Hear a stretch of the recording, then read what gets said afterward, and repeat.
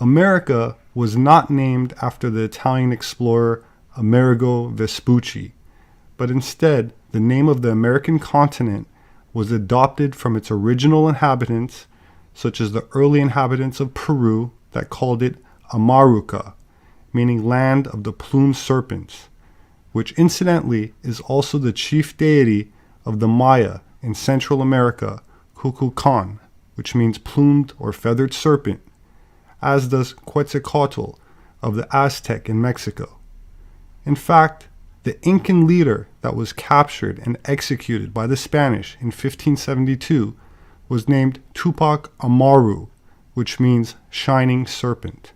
It's no coincidence that in this statue of Amerigo Vespucci, there's a reptile beneath his feet, climbing a column representing America, as serpent worship was a worldwide phenomenon before history became so distorted. That said, a more correct translation or interpretation of plumed or feathered serpent is winged serpent, and this symbol can still be seen in museums in Egypt and the Middle East, with flying dragons also prevalent in ancient Asia.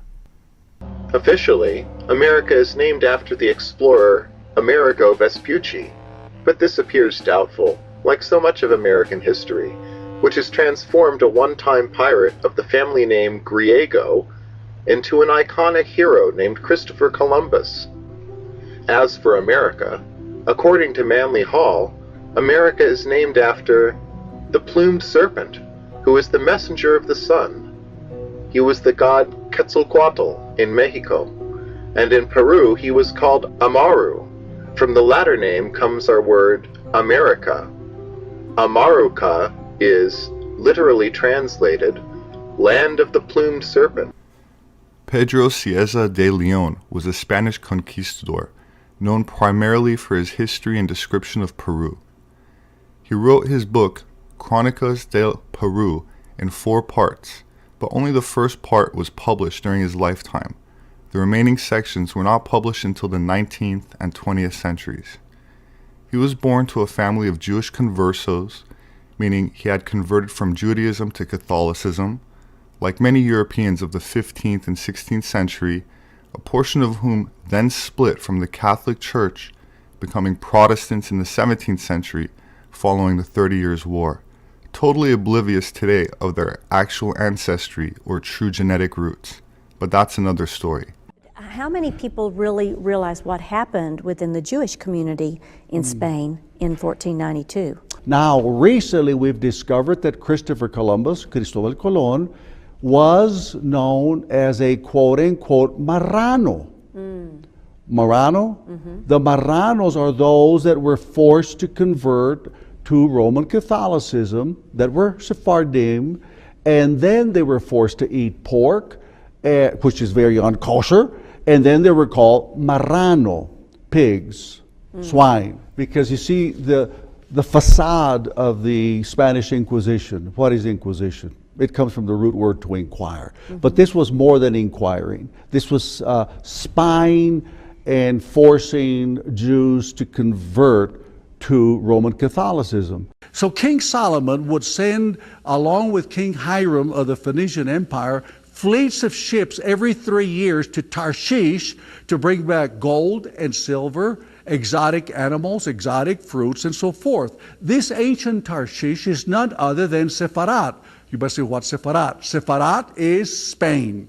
Even to this date, Spain is Sepharad.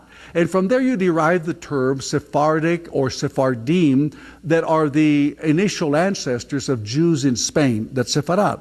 Now, talking about Christopher Columbus, a lot of people don't know, but I'm sharing this with you, he was a converso, meaning he too was a crypto-Jew or a Jew in hiding. It so happens that the majority of the passengers on La Niña, La Pinta, and La Santa Maria, his fleet of ships, were of our kind of surname. What kind of surname? Hispanic surname, Spanish surnames. We are the descendants, many of you are descendants of the secret Jews of Spain. That's the crypto-Jews I'm referring to. In 1536, Leon was greatly surprised to learn of the discovery of the land of the Inca and so decided to embark on his journey to South America to see for himself the artifacts of precious metals which had been brought to Spain, along with legends of cities of gold. Spanish conquistador Francisco Pizarro, conqueror of the Incan Empire, was also his first cousin. According to Pizarro, quote, "The ruling class in the kingdom of Peru was fair-skinned with fair hair about the color of ripe wheat. Most of the great lords and ladies looked like white Spaniards. In that country I met an Indian woman with her child, both so fair-skinned that they were hardly distinguishable from fair white men." Leon's books documented and described the Inca, as well as the discovery and conquest of Peru by the Spaniards, most of which went unpublished when he died, considered by historians to be lost, until it eventually turned up in a Vatican library, and the Spanish version of the text was published in 1979. The importance of his work lies in his detailed descriptions of the geography, ethnography, flora, and fauna, which has become even more valuable in light of modern archaeological discoveries concerning pre-Columbian civilizations, which included a surprisingly eclectic mix of ethnicities,